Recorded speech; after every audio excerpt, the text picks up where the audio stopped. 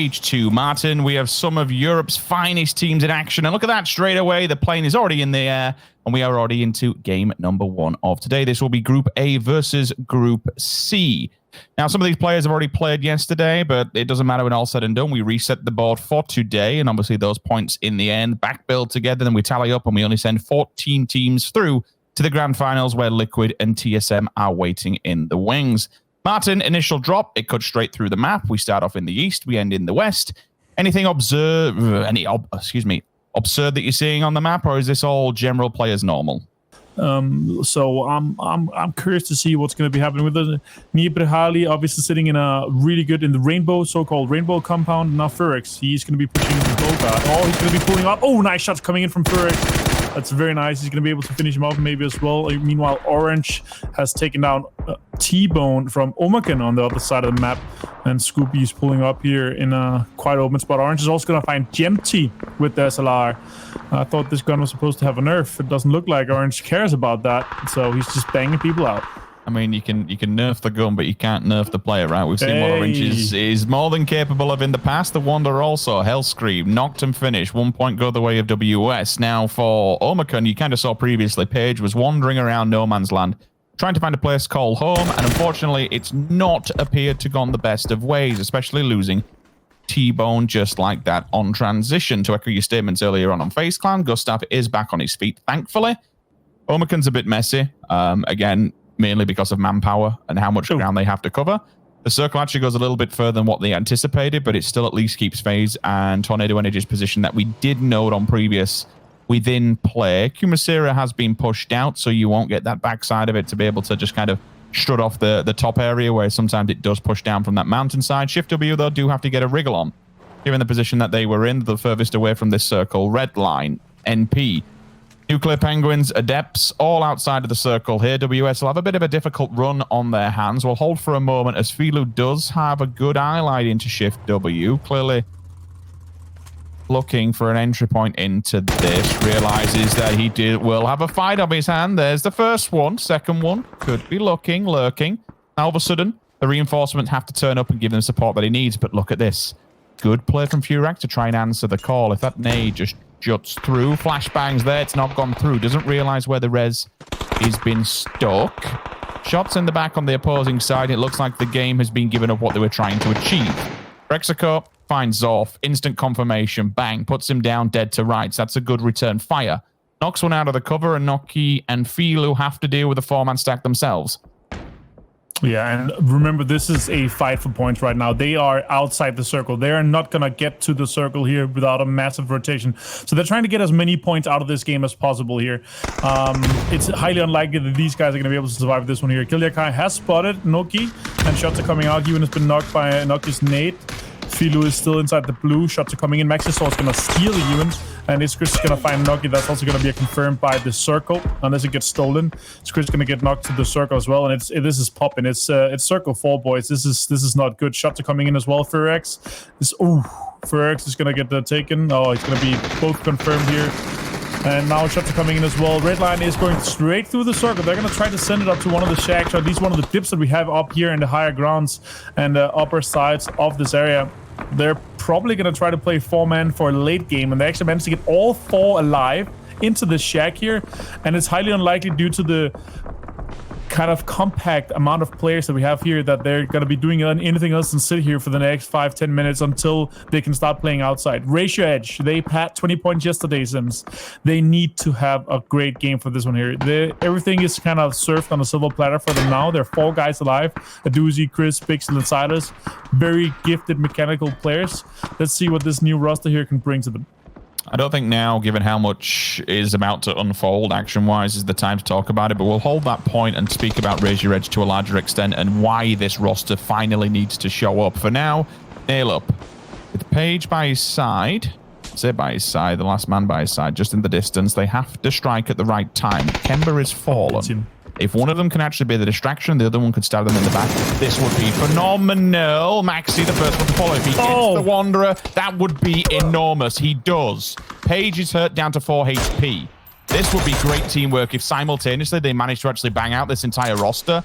That would be such a pincer maneuver. Kemba is back on his feet. That's where their final player. Offspring was committing to the call of the res. The nade goes off. Very little HP on the opposing player. Quick swing. Nail up. 4 kills in the bag. Absolute demolition. Wrecking ball comes through. And Omakun is a 2-man stack. All right, they've gone down, but they at least pick up 4 points before doing so. Furex just sitting behind that shack, literally picking them apart. What a play, though, from Naleb. Massive play from him. Gustav is going to find Furex, and he's going to be eliminated in 12th place. Nice points to get out of them here. It's going to send up nicely. Red line send it through the middle. Has paid off indeed. Enan is here in a good spot here for GR. They are knocked. Pug Moldar has 1 player down. Pink Pony spot him. Yeah, taking him down with a nice headshot from the barrel. Also, more shots are be coming in here. They're going to be fighting for the southeast side of this area. Meanwhile, Ratio Edge is putting on a lot of pressure for this fight here. They don't want them to obviously join this one. They want to try to get as many points out of it as possible. Gear is going to confirm Enan. Meanwhile, Aimlul is trying to move up and closer towards the circle. Compa Trash is sitting inside. Pix is going to take down Techers, and while Nordic First trying to send it through the middle. And when you look at GR's current position, like it's kind of concerning to think that they're starting a Picado, which is only about 500 meters away from the Martin. They should have been in a much better position for this. Like, unless they just heavily transitioned and committed to somewhere else early on to then fall back into a bit of a rough scenario, you would have anticipated that maybe they could have had a better ground, better leverage within the circle. But unfortunately, it looks like it's not to be. They have arrived on the side. They did lose at least 1 player minimum. With Northern Lights now having overlook of them, it could be that much more difficult. NaVi, still up to 4 players. Aduzi and Pixel simultaneously get 1. One of them's dead, so that's a point in the bag for Razor Edge. Compot goes down. Second player, that'll be from GR. I can see the smokes in the distance are actually there, so it looks like they're going to try and commit to the reses, but you can see Pink Pony is lurking in the distance. We'll keep an eye on that kill feed. Luke comes through, Pokemon goes down. Compot's eliminated, and all of a sudden, GR are just, unfortunately, rock and a hard place. The bombardment comes through. The nades just tickling his feet. Oh my god. It doesn't matter as a bullet finds his head. Artix goes down. GR goes out. It's actually going to shift south hard. Only 2 teams are currently inside the circle. It is Ratio Edge and it is Redline. That means that Tornado Energy, NaVi, and FaZe Clan has to push the location of Redline to try to take over that. NaVi could potentially be on the south side, but that means 2 big teams will be having to fight here very soon. Pink Pony lost Giria and Vampire Game to 2 other teams, Redline and Ratio Edge. 19 points across 6 games yesterday for Razor Edge, and all of a sudden they've just been gifted one hell of a circle. Little tap comes through Perfectix. Distance and time is everything when it comes to the side of Razor Edge. They have every single compound under control. It is a 2-1-1 ever so slightly, as the 2 Pixel and Chris will take residency in the main head of the compound. Teams that are in kind of shooting distance of them, I'm seeing NaVi, Tab at Orange, just splitting towards the hillside. You can see it here on how this will unfold. 2 in the garage, 2 in the little huts. They've gone further afield and put Silas forward just to deny an entry point. NaVi can control the upper side of the map. Oh, Istanbul Wildcats. Keeps the ground leverage above all of them. FaZe Clan have got a hell of a lot of work to do with Istanbul Wildcats, Redline, everyone deciding just to get gone and get gone early. This makes things a little bit more tricky if you're on the outskirts of the circle. For someone like FaZe with NaVi above you, this entry could be quite easily denied.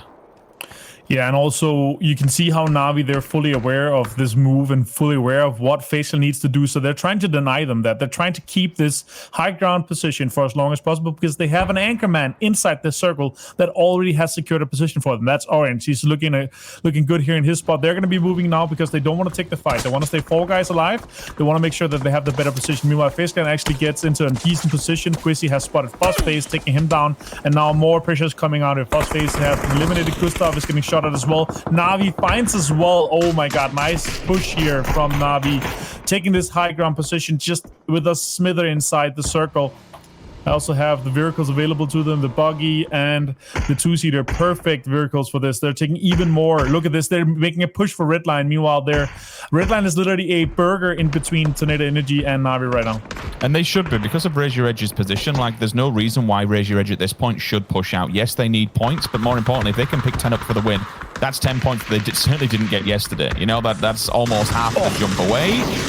Straight into the smoke, the molly goes. It's just on the outskirts. The second one will follow. You should get the splash damage, but it is not enough to go in. Meanwhile, Quizzy, 2 for 1 on the grenade. Backs off. Rupture and BSD go down. Nate finally works it in, but all of a sudden, the area of denial comes through on the Molotov.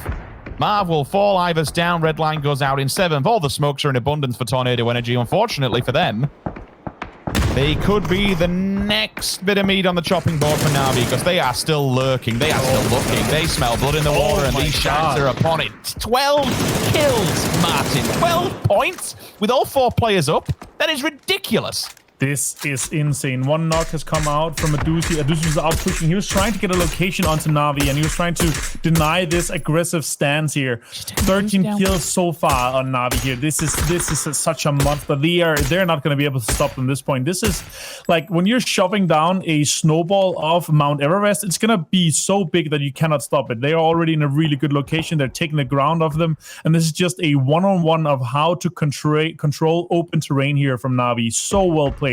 So well executed from them so far. In my opinion, should have had 4 alive. I'm gobsmacked, and this is kind of just the telling tale and the full story of what Navi's feeling right now. 13 frags is a phenomenal performance thus far. It now makes it that much more harder for a team like Razor Edge losing a doozy.